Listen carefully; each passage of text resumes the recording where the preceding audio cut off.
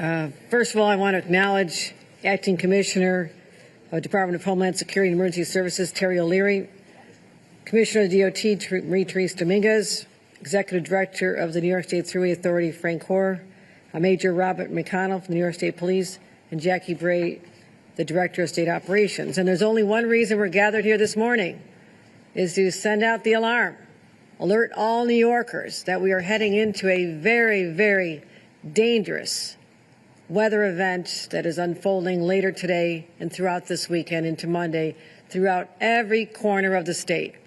No state will be immune from feeling the effect of Mother Nature's wrath on this weekend. So we warned about an extreme weather event yesterday. That event has arrived. It's intensifying as we speak. Now, we're used to winter in New York. We're in Albany today. I'm from Buffalo. Was in New York City yesterday. We think we're ready for this. But when you get complacent, that's when you get into trouble. So I'm here to say this is a very dangerous combination of heavy snow and extreme, extreme cold temperatures. And the risks are so intense that as I'm standing here right now, I'm declaring a state of emergency throughout the entire state of New York. And what that'll allow us to do is to coordinate more closely with local governments, deploy state resources into municipalities without the lag of time required.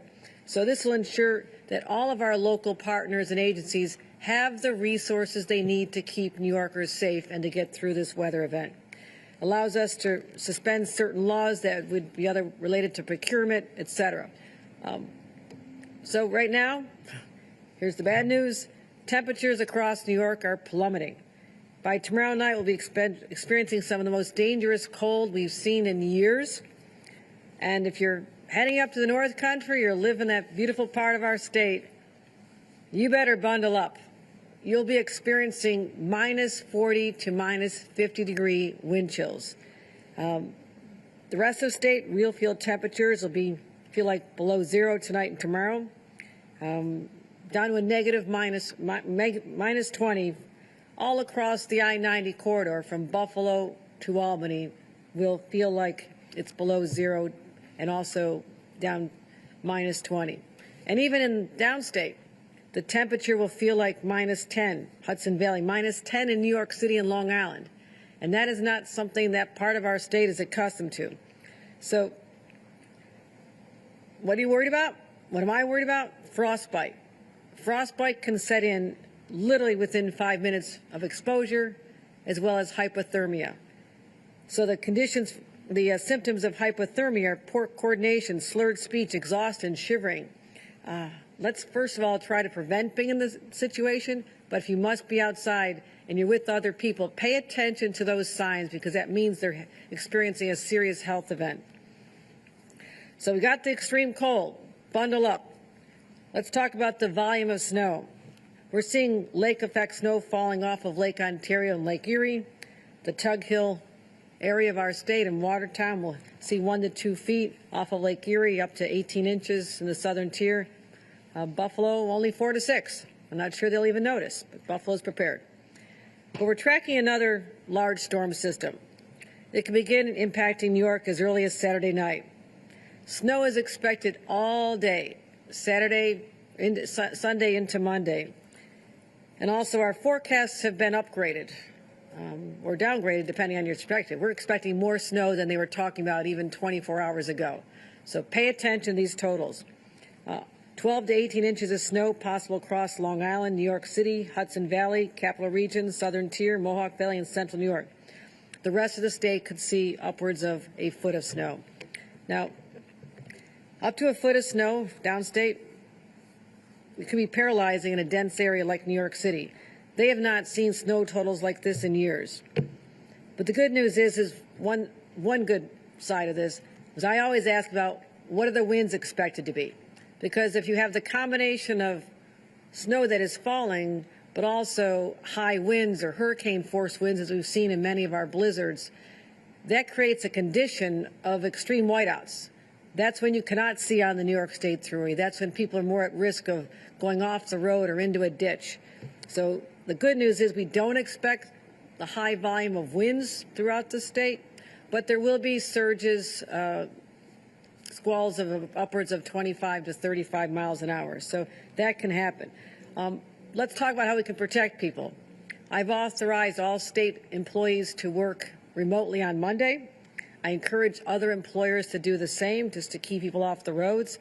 And think about this, the fewer people on the roads, the more our great team led by Commissioner Dominguez can be out there salting and clearing the snow and making the roads safer for those, particularly emergency vehicles that must be out there. So let's focus on that. Also, we have a number of special elections across the state of New York on February 3rd due to vacancies that occurred. And so we'll be suspending early voting. Sunday is supposed to be the first day of early voting. We'll be suspending that on Sunday with the possibility of Monday as well in the New York City races. There is also a special election in Buffalo, but I don't believe the weather will be severe enough to affect this early voting on Sunday in Buffalo. Let's focus on New York City. The Board of Elections will be notifying the individuals in those 3 voting districts, in those 3 areas, as to additional hours to make up for the loss of early voting. They'll be adding more hours to the time period before the February 3rd election. I want to make sure we get that information out there as well. So, what are we asking New Yorkers to do? Keep an eye on all your forecasts. As I'm telling you today, they are changing. Follow all travel advisories and warnings from your local governments, and stock up. We don't want to run on groceries, but you do not want to be that parent who ran out of peanut butter on Sunday night and have to go out into the bitter cold to buy it. I've been that parent. You do not want to do that. So what I'm saying is go to the grocery store, stock up food, water, baby food, pet food. Make sure you do not have any reason to go out into the extreme colds as it unfolds over Sunday and Monday. Anything you need to get your prescriptions filled, do it right now, this minute. Get all your prescriptions filled as well. Also, fill up your gas tanks.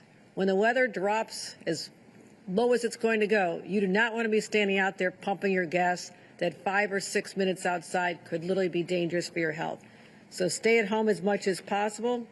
Many people face an increased risk of a heart attack or cardiac arrest after shoveling snow. It happened to one of my neighbors in Buffalo. So be careful when you're shoveling snow. I can actually give demonstrations at a later event because I'm very much experienced in shoveling snow. And there's another item. Always test your smoke and carbon monoxide detectors in case you have to use indoor space heaters. Test them now. So you go outside, not just one jacket, dress in lots of layers. Take everything you own in the closet and throw it on. Cover every part of your body. Keep your skin dry. If you have to go out, load up your vehicle. Your vehicle can save your life if you get stranded. What you need, already pre-charge your cell phones, right? You want to make sure your cell phone does not lose power when if you're stranded in a car. Food, water, extra blankets, flashlight. And this, as I mentioned yesterday, a pro tip, cat litter, throw it in the trunk with a small shovel. If you go off the road, you need the traction, you throw it on the snow, allows your vehicles to get the tractions, and you might be able to save yourself out of a ditch. I speak from experience. And make sure your home is ready as well. Protect your pipes from freezing. Use space heaters and fireplaces safely. Another pro tip, take your towels from the bathroom, roll them up, stick them in front of the doors, stop the wind from blowing in. And if you want to do this, I did it, go out and buy those plastic sheets that you hang on the windows with your blow dryer. They work pretty well to keep the wind from the drafts from coming in and also insulate you a little bit better. Do not use generators, grills, or camp stoves indoors. So if power goes out, your house is freezing, you should gather everybody in the family in as small of an area as possible, preferably no windows or protect your windows. Just stay together. Bring all the pets, everybody together for the time being because the warmth of other human beings can literally help you warm up the other individuals. And so it's kind of a cozy setting, but if it gets that bad, you want to keep your family safe and alive. Check on your elderly neighbors. Keep an eye on those pets. I've had to chase dogs in blizzards.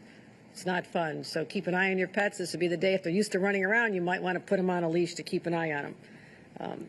So this we're asking you to do, New Yorkers. Be ready and know that I know you're tough. I know you can handle this. I know you're not worried.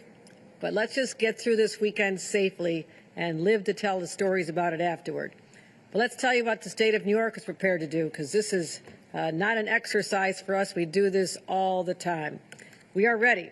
Our state agencies are activated and coordinating, especially with our local governments, our partners in the counties and the boroughs of New York, county managers. Our DOT and thruway crews have been pre-treating the roads already. And we have plenty of salt. I just confirmed this with Commissioner Dominguez. We are not at risk of running out of salt, which is something that could happen if you've had to use your reserve supplies with extreme weather. We are in a good place with the salt for the roads, which is good news. Utility workers, if the power goes down, now we're not expecting this to be a major ice event. This is more snow, light, fluffy snow coming down, but over a longer period of time. It will not be the volume of snow. It won't be 4, 5, 6 inches an hour, which can be paralyzing. It'll be an inch or two an hour. Lighter snow, that is good. Not expecting ice to accompany it, which means that we should be in a good place with respect to the power lines. I always worry about ice accumulating on the power lines. 1 inch of ice can equate to about 700 pounds of weight on the power lines, and many areas they cannot withstand that. So we're not expecting that, but I'm preparing for the worst case scenarios here in New York. All of our utility crews, almost 5,600 utility workers, are on standby to respond to outages wherever they occur, so we can get your power and your heat on immediately or as soon as humanly possible. Also, our human services agencies are stepping forward to protect vulnerable New Yorkers, those who are unsheltered. We have to get people indoors, and we're working closely with Code Blue and working with our local county governments on that issue as well.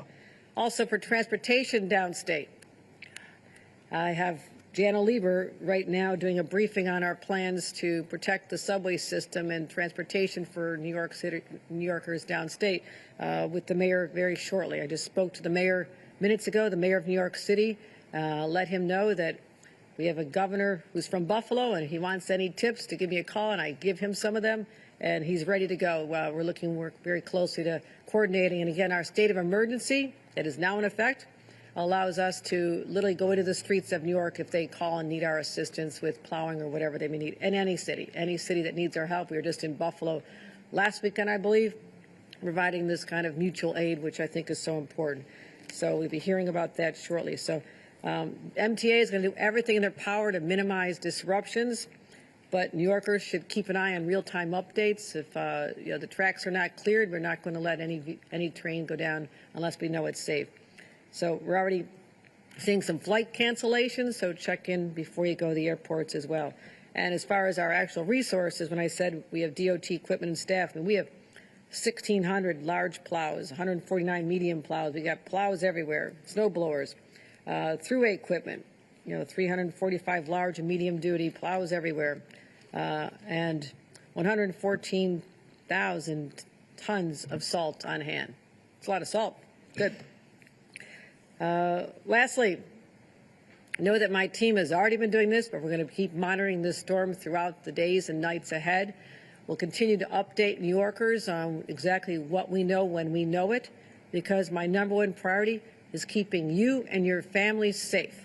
And this is an event we can get through, but once the main storm and the extreme cold leaves us Monday or Tuesday, anticipate another week of really cold temperatures, not as severe as this weekend, but we're not going to be out of this for a while. So hunker down, change your habits, try to minimize your time outside. And I want to say this. I am so grateful to all the workers who have to be outdoors, whether they're working at the DOT or the Thruway Authority or the first responders who are out there doing everything they can to protect us, the nurses and healthcare personnel who have to keep showing up at their jobs. Let them know we appreciate them. Not everybody has the luxury of camping out, and not that they be watching any football this weekend. I will not be. But those who want to watch football or do whatever they're going to be doing this weekend is a gift. Stay warm, stay safe. But let's always be grateful for those who are literally putting themselves out there in extreme temperatures to keep the rest of us safe. So with that, I'll turn it over to Acting Commissioner Terry O'Leary for further updates. Thank you, Governor. To reiterate what the governor said, the state is prepared for this event. As part of that, in furtherance of the state of emergency, we have activated the State Emergency Operations Center starting on Saturday night. We anticipate it will be active through Monday. We've been in touch with our county and local partners about their needs, and we will also be helping staff their emergency